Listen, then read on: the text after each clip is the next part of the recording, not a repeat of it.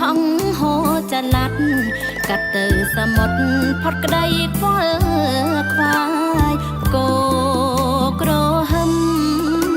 រលោករលឹមផ្សែងក្រូចច័ន្ទចង់រណោចតូចមួយចំណិតរិតរាំងភ្លឺសាយហើយមកជាតិប្រំប្រោះសម្រងម្នោះទូរេនស្វាយកំពតនឹងកំពងបាំងដូចម្ដាយនឹងកូនសាងក្បូនជីវីសន្ធឹកទឹកជ្រោះហាក់ឆ្លុះនឹងទាំងថ្ម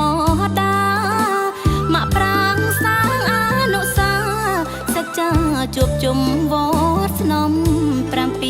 7បកក្បាលដំរីព្រៃព្រឹកទឹកជ្រោះរំមនីកំពតកំពូលនោទីរុក្ខវារីទីសែនមនោ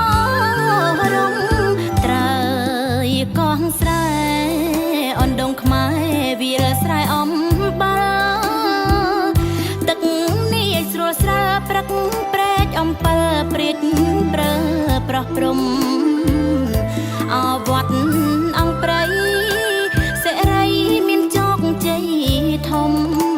ប្រាសាទភ្នំឃ្លោកលោកគុំអនុស្សាវរីយ៍ខ្ញុំជ្រួភ្នំទឹកឈូ